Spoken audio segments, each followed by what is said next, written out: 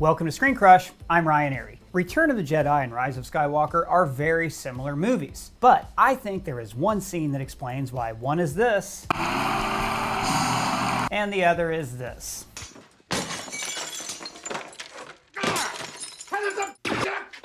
First, let's talk about the movie's many similarities. And yes, I know that Star Wars movies intentionally mirror one another, ring theory and all that.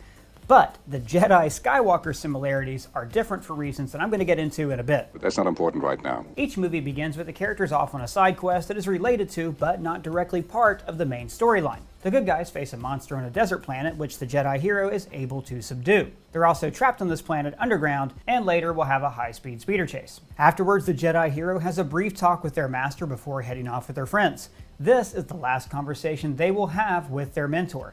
The heroes also speak with Force ghosts of their mentors who give them new information about Leia. Leia is my sister. Because you're a Palpatine. Leia knew it too. The hero also gets information that clarifies a reveal the villain made in the last movie. I never lied to you. Your parents were no one. What I told you was true, from a certain point of view. And then they hear new information that changes how they relate to the saga. The other he spoke of is your twin sister. You are a Palpatine. The main heroes are sent on a mission together, and they get help from the planet's native population and Lando Calrissian. In fact, each movie features new heroes with connections to the hero's shady past who now fight for the rebels. But the hero's main goal is to stop Emperor Palpatine, but the hero has a personal quest to redeem a member of the Skywalker family. The hero is going to team up with the Skywalker to defeat the Emperor during the movie's climax. This culminates in a massive space battle to stop the Emperor's superweapon, and he forces the hero to watch as the good guys are losing. Strike me down. Take your father's place at my side. Meanwhile, there are also ground forces using primitive technology to attack the Emperor with the help of native populations. In each movie, Palpatine is killed, we think, and the heroes celebrate in a jungle and on various planets around the galaxy, including Endor. The Jedi hero gets an epilogue moment where they put the previous generation to rest, and then they see Force ghosts of their mentors. They also construct a new lightsaber for themselves after no longer using Anakin's saber. And the heroes also venture into the shady, criminal underworld of the galaxy. And finally, each movie is intended to be the end of its saga until 40 years from now some other hotshot director soft reboots the whole thing all over again. Again, it's like poetry, so if they rhyme. That clip of George Lucas is important when we discuss similarities between Star Wars movies. Now, like I said earlier, every Star Wars movie follows the structure of at least one other Star Wars movie. George Lucas did this intentionally. He intended for the prequels and original trilogy to mirror each other, saying, Every stanza kind of rhymes with the last one.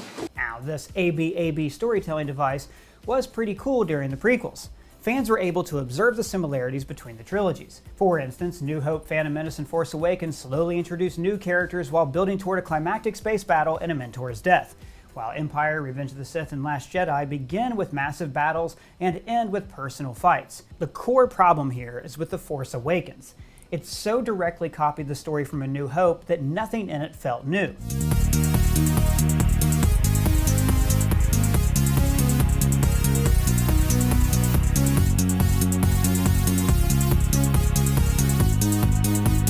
This also set a dull precedent for the Disney trilogy. Rather than tell a new story, these movies would follow the same structure and story beats that we'd already seen in 6 other movies. This is why The Last Jedi was so important to this trilogy, and as soon as I said Last Jedi, the comments did this. Now,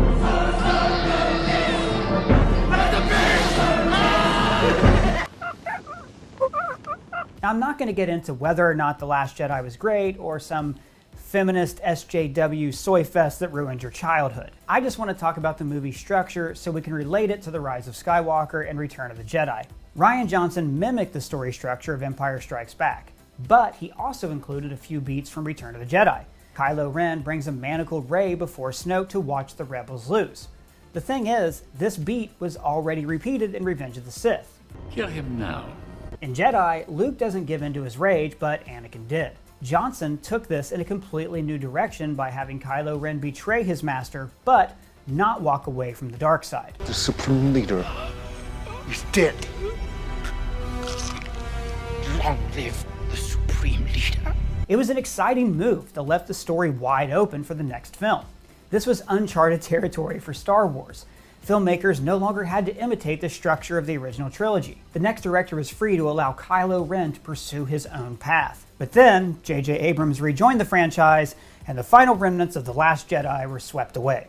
Abrams jettisoned everything about the movie, both the parts that fans hated and what they liked. Plus, JJ wanted a super special reveal of his very own. And that brings us to the one scene that separates these movies and their trilogies.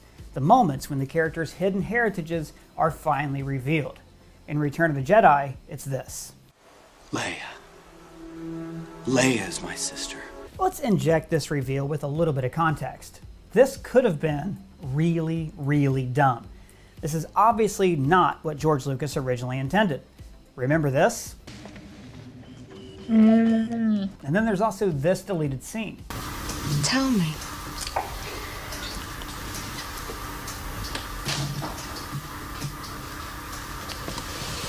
From a certain point of view, this reveal is a cheap way to resolve a love triangle in a franchise's 11th hour. But the Leia reveal works because it has emotional consequences for the characters. For one, it gives Luke an emotional vulnerability that Palpatine and Vader can exploit. Bury your feelings deep down, Luke. They do you credit, but they couldn't be made to serve the Emperor. But it also allows Luke and Leia to connect in a way that we haven't seen before. Now, these two actually don't share that much alone screen time in the saga, but one of the best scenes in Star Wars is Luke's farewell. Do you remember your mother? Your real mother? This is heartbreaking. Luke wondered for years about his parents, and now the orphan boy wants any scrap of memory he can get about his mom. I have no memory of my mother. And then Luke is forced to deliver a double whammy. First, he tells Leia about their hidden connection. My sister has it. It's you, Leia. But then the bad news, that Darth Vader screwed their mom. What? He's my father.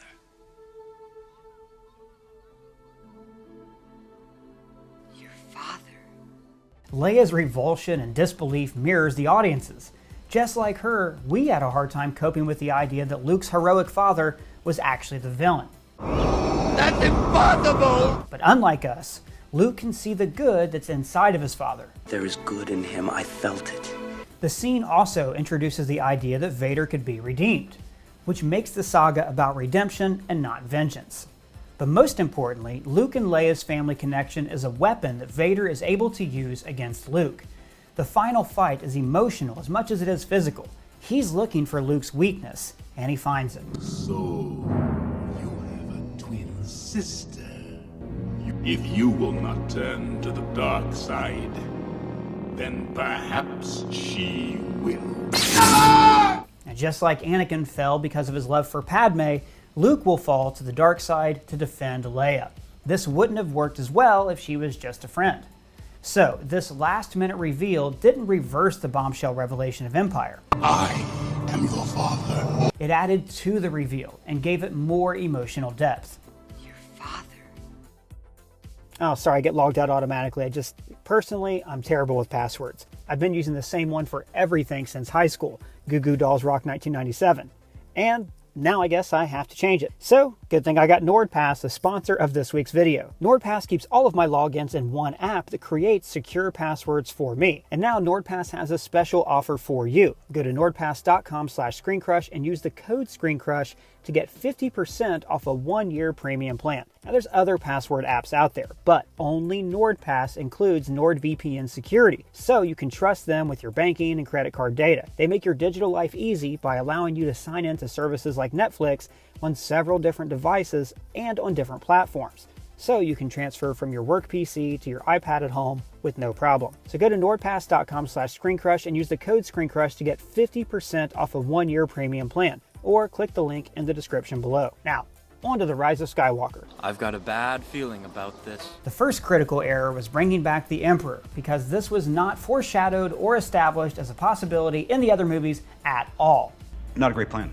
You have to dig through the expansion novels to even find an inkling that this could occur. J.J. Abrams and co-writer Chris Terrio, who, by the way, gave us this. Save Martha! Why did you say that name? These filmmakers brought back Palpatine because they wanted to achieve continuity with the original saga. They saw Star Wars as a family feud between the Palpatines and the Skywalkers. The Skywalker-Palpatine sort of family dynasty tragedy, you know, like any kind of Greek tragedy between two great houses, was deep in the DNA of Star Wars, and so we knew that Palpatine had to be a presence in this film in some way. This is a narrow, short-sighted view of Star Wars. This saga of redemption was about how good can become evil and then be redeemed. You were right about me. We all make personal errors in judgment that we feel are right at the time, like when I bought this Offspring album, or like turning your Galactic Senate over to a strongman. But these decisions ultimately served evil. That's what Star Wars is about. Good people doing evil things and then making up for it.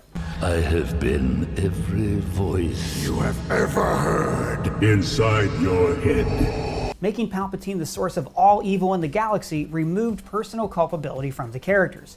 Anakin wasn't mind-controlled by Palpatine, he chose to join him, just like Luke chose not to follow in his father's footsteps. I am a Jedi, like my father before me. And for a while, it did seem as if Rey's story was also about choice. She had no one, no family heritage, and she was free to be whatever she chose. Whomever you're waiting for on Jakku, they're never coming back. So she chose to reject Kylo Ren's offer to begin a new family with him. No, you're still holding on! Let go! Then, in Rise of Skywalker, she lost control of her emotions and used Sith lightning to kill Chewbacca before the stupid fake-out. This moment was so much better when it was about Rey, her desires, her decisions. She felt anger and she let loose and she killed someone she loved. It's too bad. Chewie kind of likes you. But it turned out she only did this because she had Palpatine's blood inside of her all along. What? Abrams and Terrio made Palpatine the devil, a mystical creature who's behind every evil impulse that any character has ever had. So now, rather than the saga being about people who make decisions, it's about people fighting one devil. Now it's about bloodlines and not human frailty. But the real failing of resurrecting Palpatine is that they thought he needed some personal connection to Rey. And that's how we got this, the worst scene in Star Wars. You are a Palpatine. That is not. Is it worse than this scene? Lisa called Jar Jar Binks. Yes. Is it worse than this scene? Do you have something, a cowl or something you can put on? Yes. Is it worse than this? I did not hit her. It's not true. It's bullshit. I did not hit her. I did not. Oh, hi, Mark. Yes. So, why does this suck? Why does this ruin the movie and the two movies that came before it? Well, one of the best parts, if not the best part of this sequel trilogy, is that Rey was no one. Star Wars had become so predictable. Again, it's like poetry, so if they rhyme. And we all had these fan theories about who Rey is. Is she a Kenobi, a Skywalker, a Solo? I dissected every frame of her Force vision for clues, even before I had this job. And then it turned out that all of our theories was wrong, and the simplest, most likely explanation was also the most gut-wrenching for Rey. They're filthy junk traders who sold you off for drinking money. This reveal is devastating for Rey because she learns that not only are her parents dead, they didn't even like her. Whereas the reveal in Rise of Skywalker was so obviously a backtracking retcon, it made you realize you were watching a movie written by screenwriters instead of a story being told with characters. And that's the first time I ever thought that while watching a Star Wars movie. Well, that's just lazy writing. Jenny Nicholson went on an epic Twitter rant about this that I'm going to quote and link in the description. When discussing the Rise of Skywalker, she says, Rey finding out that Palpatine is her grandfather isn't like Luke finding out that Vader is his father in Episode 5. It's like if in the last 20 minutes of Episode 6 he found out that Vader wasn't his father was a hero, is dead, and also Palpatine is his grandfather. I can't say it better than that. She's the best. The Rey reveal was not for the benefit of the entire trilogy, it was a retcon to give Rey personal stakes in the final battle with Palpatine. A battle that didn't need to happen because everything about his resurrection is dumb. I'm beginning to agree with you. It also means that everyone in Rey's life was lying to her. Ben was manipulating her, which detracts from the bond that they formed in Jedi.